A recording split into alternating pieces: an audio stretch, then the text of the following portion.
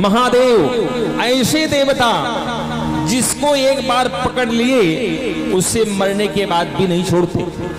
कहां ले जाते हैं आप लोग जानते हैं? महादेव उस जीवात्मा की सदगति जब तक न हो जाए, ऐसे कृपालु देवता उसे छोड़ते नहीं। क्योंकि आप लोगों ने सुना होगा, आप लोग देखते हैं इस संसार में दिखाई देता है, अधिकांश हमने आपने सुना है कि महादेव भस्म क्यों लगाते हैं। भस्म लगाने के लिए बताइए और चंदन लगाने की व्यवस्थाएं हैं, लेकिन महादेव भस्म ही क्यों लगाते हैं? ये बात बड़ी सोचने की है। एक बार की घटना है, एक मुर्दा जा रहा था, उसके पीछे पीछे लोग राम नाम सत्य है, राम नाम सत्य है कह रहे थे। महादेव बैठे हुए थे, वाह ये तो मेरी बिरादरी का है, ये मेरे धर्म का है। जैसे मैं राम नाम कहता हूं, उमा कहूं मैं अनुभव अपना, सत हरि भजन जगत सब सपना। माता पार्वती को महादेव ने बताया कि हे देवी, इस संसार में सत्य केवल हरि का भजन है, सत्य केवल भगवान की कथा है, सत्य केवल संतों का संग है, और सब कुछ असत्य है, छीड़ हो रहा है। हम लोगों की शरीर जब से मिली है अभी धीरे धीरे घिस रही है। हमारी शरीर पंचभौतिक है, इसमें वृद्धावस्था आएगी, जरावस्था आएगी, रोग आएगा, लेकिन इसके अंदर जो बैठा है वह सत्य है, वो कभी नष्ट नहीं होता। और कह रहे उसी को कथा सुनाना है, उसी को जानना है। यह कथा हमारा आपका परिचय बताएगी, हम आप हैं कौन। हमारा आपका परिचय भी झूठा है इस संसार में। एक नाम हो गया, एक बिरादरी हो गई, लेकिन अगर आप पूछा जाए तो मरने के बाद बिरादरी कहां जाती है, नाम कहां जाता है? यही से पुराण कहता है कि 7 दिन में हमें अपना पता जान लेना है कि मैं कौन हूं और मुझे जाना कहां है, मेरा है कौन। ये सब उत्तर आपको मिल गया तो उसी दिन से आपकी आत्म जागृति हो गई, आपका कथा सुनना सफल हो जाएगा। इसलिए कथा पंडाल में आप सब लोग आए हैं, मुझे बहुत प्रसन्नता हो रही है। बहुत गर्मी भी है, लेकिन इस गर्मी में भी आप इस पंडाल में बैठे हैं, स्वचालित पंखा चलाते हुए भगवान की कथा सुन रहे हैं। बड़ी कृपा है महादेव की जो आप सब पधारे, और सबसे बड़ी कृपा तो महाराज जी की हो गई। श्री धाम वृंदावन से पधार करके अपने मुखवाणी से आपको पवित्र कर रहे हैं, इसलिए आप सब लोग बहुत बड़भागी हैं। तो आइए, भभूति महादेव क्यों लगाते हैं इसको सुनिए। महादेव भभूति इसलिए लगाते हैं कि हम आप कह रहे थे कि कुछ मुर्दे जा रहे थे, मुर्दों के पीछे लोग राम नाम सत्य है, राम नाम सत्य है कहते हुए चले जा रहे थे। काशी विश्वनाथ की घटना, अगर आप कभी काशी गए हों तो वहां मड़ो करडे का घाट है। अभी लगभग 10 दिन पहले मैं काशी में था। 10 दिन पहले काशी विश्वनाथ मेरे घर के माँ बाप हैं, हमारा घर भी उधर ही है।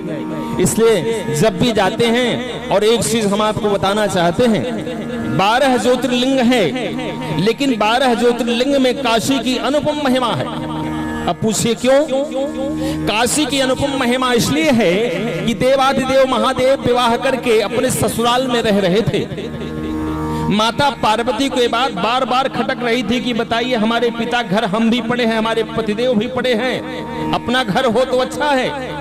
ये बात बार बार महादेव के कानों में जा रहा था। महादेव ने कहा ठीक है देवी, इसका समाधान करूंगा। कैलाश पर्वत से महादेव माता अंबा पार्वती को लेकर चले और आकर के काशी विश्वनाथ में विराजमान हो गए। इसलिए कहते हैं काशी विश्वनाथ का ज्योतिर्लिंग सबसे बड़ा ज्योतिर्लिंग माना जाता है। काशी विश्वनाथ में आपने जलाभिषेक कर लिया, दर्शन कर लिया, कहते हैं काशी मरणान मुक्ति ही, काशी में जो मर जाए उसकी मुक्ति हो जाती है। इसलिए आपने सुना होगा काशी में एक मोक्ष घर बनाया गया है। जो लोग अपने उम्र के अंतिम पड़ाव में पहुंच जाते हैं उसमें जाकर के प्रवेश कर जाते हैं और एक एक सांसों को गिनते हैं, महादेव मैं इस जीवित ही अपने शरीर को आपके चरणों में समाहित करना चाहता हूं। ऐसे महादेव की पावनी कथा हम आप सुन रहे हैं। तो आइए हम सब लोग विचार करें कि भस्म महादेव क्यों लगाते हैं, भस्म महादेव को क्यों प्रिय है। तो कह रहे हैं सब पीछे से राम नाम सत्य है, राम नाम सत्य है करते हुए काशी के गलियारे में से जा रहे थे और उसी गलियारे में बैंड बाजा के साथ एक दूल्हे अपनी घोड़ी घुड़चढ़ी भी कर रहा था महाराज। काशी में आप देखकर आश्चर्यचकित हो जाएंगे, वहां जैसे दूल्हे की बारात जाती वैसे मुर्दे की भी बारात जाती है। 80 साल के पार के वयोवृद्ध बुजुर्ग लोग ढोल बाजे के साथ प्रसन्नता के साथ अपनी अंतिम यात्रा करते हैं। कहते हैं मेरी अंतिम यात्रा है, मैं महादेव के चरणों में जा रहा हूं। और वहां राम नाम सत्य है, राम नाम सत्य का जय घोष हो रहा था। लेकिन जैसे मुर्दा मडोकाटिका घाट पे पहुंचा, पहुंचने के बाद लकड़ियों के ढेर में रखा गया, चंदन लगाए गए, समस्त सामग्रियां देसी घी डाली गया और डाल करके चिताग्नि दी गई और धू करके जलने लगा। 10 मिनट में वहां से लोग कुछ और बातें करने लगे। एक कहने लगा, क्यों जी आपको मरने की सूचना कब मिली? अरे भैया हम तो जा रहे थे बिजली का बिल भरने, लेकिन पता लगा हमारा तो बिजली का बिल रुक गया। बताओ। एक कह रहा था कि क्या बताऊं, इससे मरना था तो रविवार में मरता, हमारा तो आज एक दिन की छुट्टी कर गया। देखिए संसार के लोग, हम लोग कैसी वार्ता करते हैं। एक कह रहा था, अरे भैया क्या बताऊं, हमारा तो आज डॉक्टर के यहाँ आज जाना था, आज हमारा पर्चा का अंतिम दिन था, फिर से मुझे 2000 रुपए का पर्चा बनवाना पड़ेगा। ये जालिम गया गया बहुत कुछ मेरा नुकसान कर गया।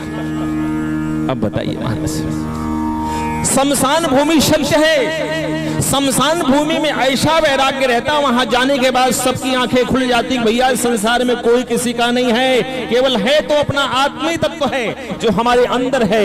ये जब तक है तभी तक इस शरीर की कीमत है, इसके जाने के बाद इसकी कोई कीमत नहीं है।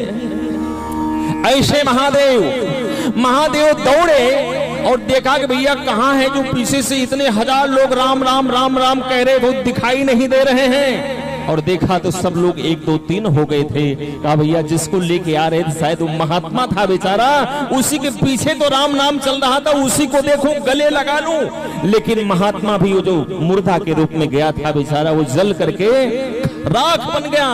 महादेव ने देखा कि वो भी नहीं दिखाई दे रहा है। गणों ने बताया कि हे देवाधिदेव महादेव, वो जलकर राख हो गया। महादेव उसकी राख को उठाकर अपने मस्तक पर, अपने शरीर पर लगाने लगे।